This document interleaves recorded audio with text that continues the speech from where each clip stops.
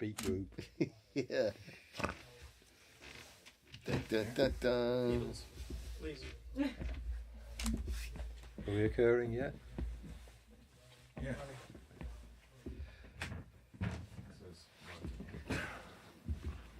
So shall I hit the button? Start, I know. Yeah. It's What's the started. button? for sure. Yeah. He's just moved now, hasn't Where's our massive crowd? he? Okay. Action. I'm sitting here on the famous Funky Junk sofa that came from the Townhouse Studios, which has had many prestigious backsides gracing it, but none more worthy than Jonathan Little, who's Oh. sitting next to me, who is the supremo behind Little Labs, Why, thank you, Mark. which is an invaluable range of gear, problem solver gears for professional studios and production suites, musicians alike, which has become certainly a household name in my household and in many others too. But before Jonathan shows us some of his latest goodies, I just want to get an idea of how he started making the gear and where he came from. He has a fascinating history in the industry, worked in many of the top studios in LA, and I think we might even have brushed shoulders at A&M studio in the early 80s, because I worked out of the old A&M Charlie Chaplin lot for 6 or 7 weeks in 83 or 84. With and the record company, IRETS. Arats, A&M. IRETS-NA. No, I worked with A&M, and Okay. my key memories back then are hearing Herb Alpert practice his trumpet in the morning outside his office, and Right. Jerry Morse telling him to shut up, and Gil Friesen, who was managing the company at the time. Right, yeah. So we may have met them, we may perhaps A&M not. was a very special place, and Herb Alpert was the best boss anyone could have. Because you started out designing gear when you were still at school, didn't you? And then you moved into studios doing maintenance and building custom equipment. Well, I started at Stanford University, Yeah, and heard of that. and there I kind of learned electronics because my dad taught physics there. But this was in, well, I was born in 60s, so it was in this, when I was in 13, 14, I started building stuff at for bands in Palo Alto, where, there's a lot of music coming out of that era. The Grateful Dead came from Palo Alto, and every kid in town had a piece of that massive Grateful Dead sound system in their basement. Everyone had one of those Were you a cabinets. musician or just I wasn't a musician's musician. friend? I played harmonica, but I sucked. I tried to play drums. I tried to play trumpet. I tried to play saxophone, but I realized I was good at electronics, and so that's my start. And then I went to, when I graduated high school, I decided to take a course in San Francisco from a place called the College for Recording Arts. And now there are so many schools in the recording world, but at that time in the States, there really was only two. There was College for Recording Arts in San Francisco and the Institute for Audio Research in New York. And those were the only two really recording schools. And it's funny, because there was no jobs then. yeah. And there's no jobs now. So But there's a million schools. But I think mainly they have them now so people can learn how to record shit at home. but what's interesting about the job side of things is that people often forget how important the guys behind the scenes who are designing and actually making the gear that enables people to make music are. Yeah. And I think that there's it's often forgotten that without the nuts and bolts there wouldn't be any music. So Well, that's true. What's kind of sad, though, I find these days, it's all marketing. It's all like, whether the people are making good gear or not, it's gotten lost in the fog of marketing. The fog of war. But you didn't get into making gear because you thought, hey, I want to spend my life making gear. From what I can remember, you worked at Cherokee Studios and obviously A&M Studios, where you went back. Yeah, I went from Salty Dog Studios in 1979 to Devonshire Studios, where like all the Weather Report records and a lot of important records. Crosby, Stills and Nash, Daylight again. Went from there to Cherokee Studios, where I did a lot of metal work with Motley Crue and a lot of stuff with Roy Thomas Baker, who did all those 40-track Stevens Machine records that have that sound, like the Cars, that when you hear let the good times roll, let them rock, and big Fat Bottom Girls, that sound. Sure, yeah. That was all of Roy Thomas Baker sound, but that Cherokee. And then I went from Cherokee to I wanted to work at Albert Studios in Sydney, but I couldn't get my papers to work in Australia, which is very difficult. And then I went to the Village Studio. Actually, I went to A&M for 3 weeks in 1984, and I didn't like it then. It was run by a guy named Don Hahn, and I didn't really like it that much. So I went to a studio called Village Studios, and at Village, we did a lot of great records. That's where I had met earlier at Cherokee Studios. I'd met her, Shelley Yakis, and of course, who's the guy who's made more money than anything, Jimmy Iovine. Yeah. And so those two worked out of Cherokee Studios doing some Tom Petty records and stuff, but they made their home at Village Studios and did like Southern accents, Tom Petty. They did the Eurythmics, the album with Would I Lie to You, Would I Lie to You? You started making DI boxes and mic pre's. But yeah, I was making stuff, custom stuff for the studio. Yeah. And as you get older and you're kind of going, do I want to be fetching a cable for Motley Crue when I'm 50, at 4 a.m? I said, but, for every one of these little boxes. The glamorous music business. Yeah, it's not so much. But for every one of these boxes that you'd build for that, I'd go, well, a lot of people would want these, so why don't I make, a bunch of them so I could sell them. So I started doing that while I was at Village. And then I got hired at A&M because Shelley and Jimmy brought me over from Village, whereas Herb Alpert kept on coming into the Village, and he brought the whole crew pretty much from Village Studios over to A&M. And a lot of people from Atlantic and New York came over to A&M as well. Very New York-based crew, and Electric Lady too. And so I was there for 10 years, and I was making the multi-Z DI I made for a long time, which I don't make anymore, but the Japanese were buying these, so it was great. So I was working there as a tech, but I was selling about every few months 50 DIs to Japan for the multi-Z DI. So was it a big step to say, okay, well, now I'm just going to be Little Labs? Well, it was a little scary because, I went from A&M and I went to Conway Studios, which is a really, really nice studio. And once you work at Conway, which is in beautiful, like, bungalows in Los Angeles with beautiful gardens, and you're no longer working in a cave, it's very hard to go back to working in a cave. See, what strikes me about the Little Labs gear is that it's, apart from being incredibly well made and put together, it's designed to solve the kind of problems that only somebody who makes records realizes exist. And that makes it quite unusual. I see so much gear coming on the market now that is really just a copy of something somebody else has made. And to be honest, very often it's whoever has done it doesn't really understand how the industry has changed in the last 20 years. So the impedances are wrong and the levels are wrong, and right. They've just really kind of aped a schematic that's from a different time. Whereas the Little Lab stuff, every unit is original. Every unit is...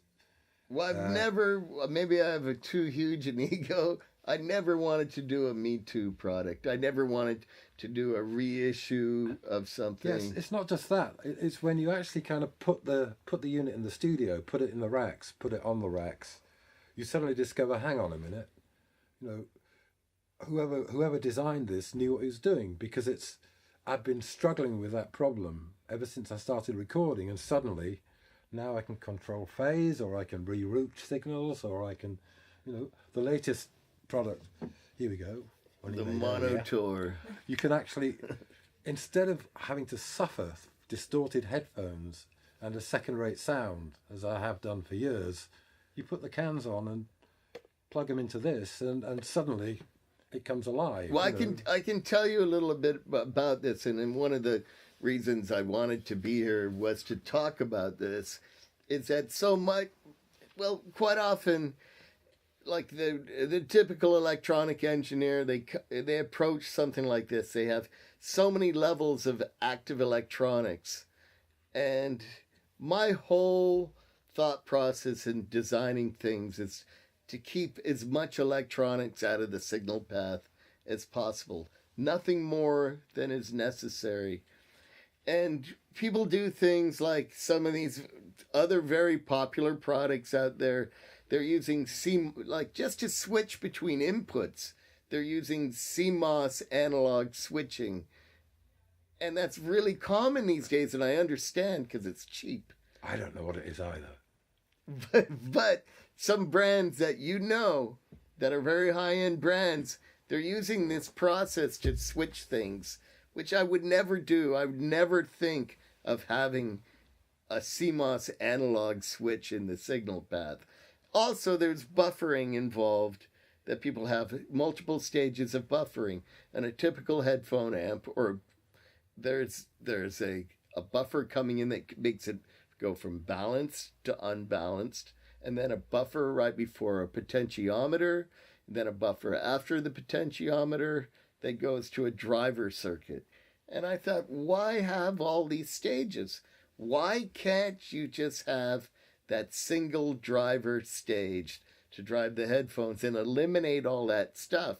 It's very easy to have all those stages, and any EE guy would have those stages in there. But if you're careful about your selection of components, you can do it with that single driver stage, and you can hear a remarkable difference when you leave all these stages out.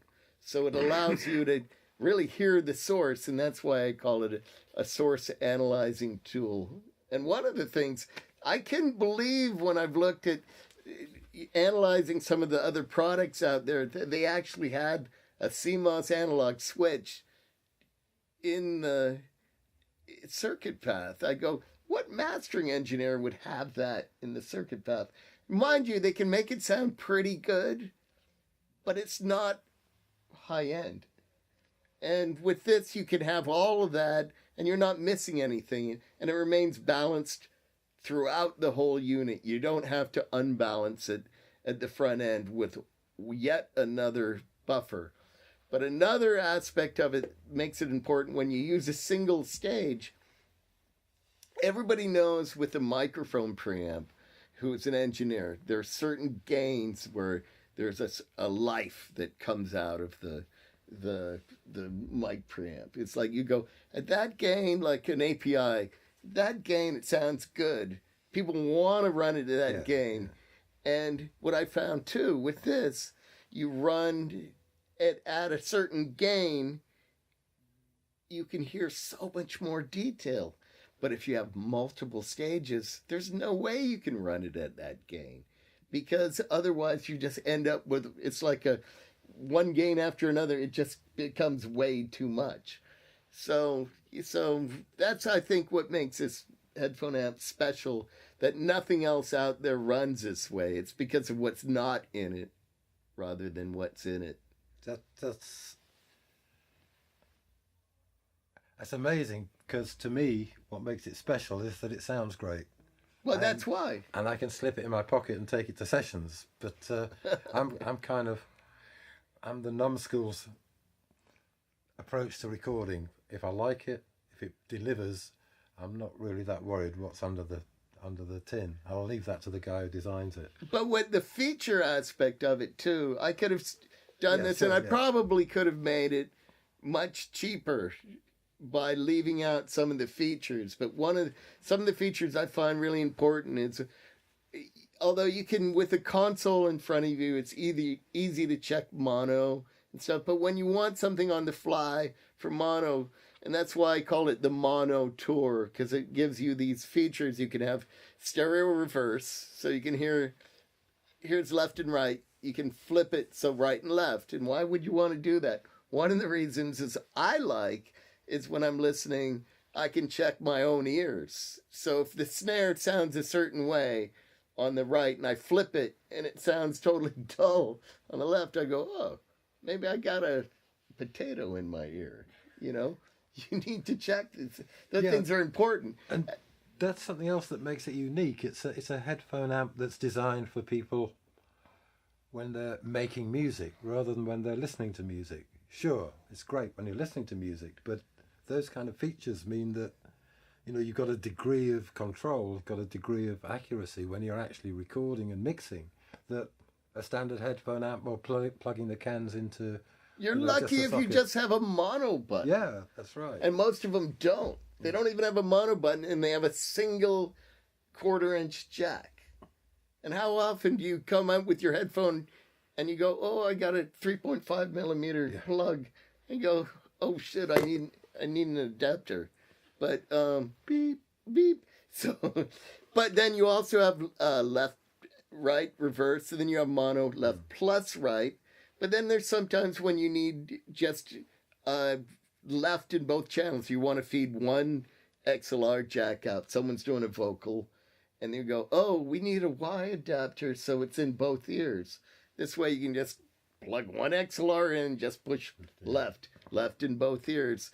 But probably the most unique one on this, it's on nothing, is the left minus right. And archiving guys have found this incredibly useful.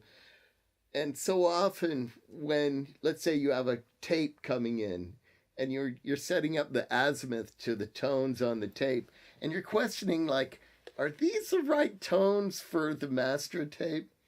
And this way it's very easy to take, let's say, the vocal, which is usually pan dead center, put it in left minus right. You can check the azimuth by nulling it, so you can make it so the vocal completely disappears.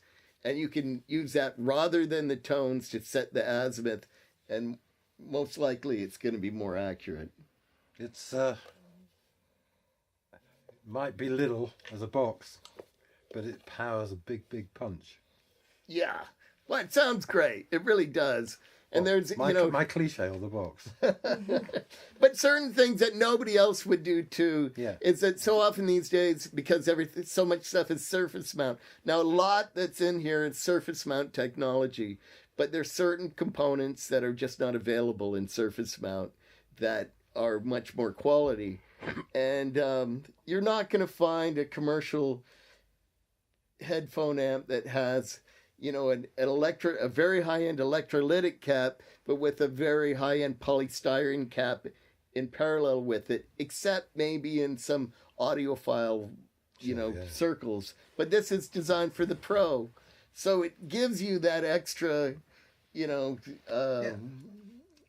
And you're saying that you could, that it costs more to make because of the quality and the ideas and the facilities, but, this little box costs no more than a couple of pairs of decent headphones.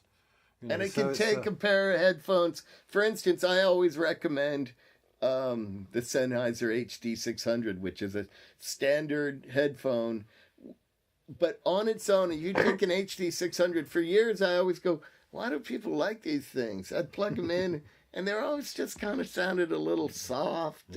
But then once I had this, and I used them as a reference, they can sound incredible.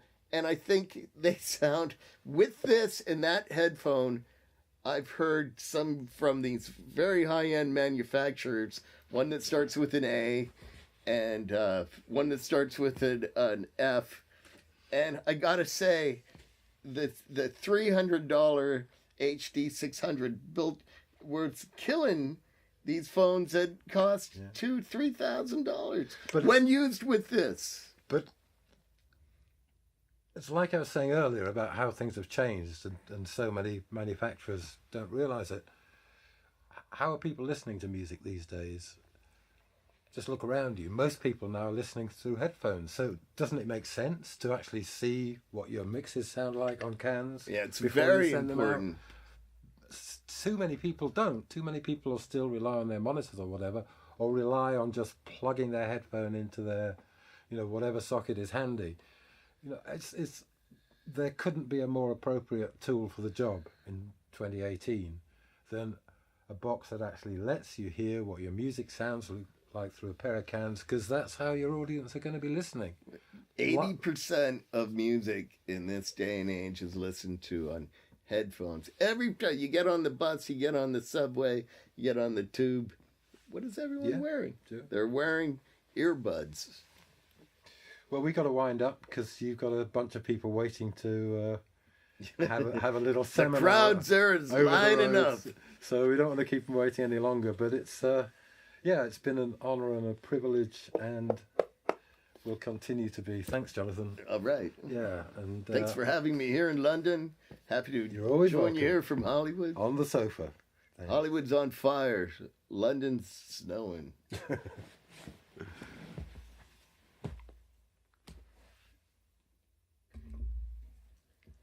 How was that? You reckon you can get some stuff out of that? Yeah. Maybe 2 videos, maybe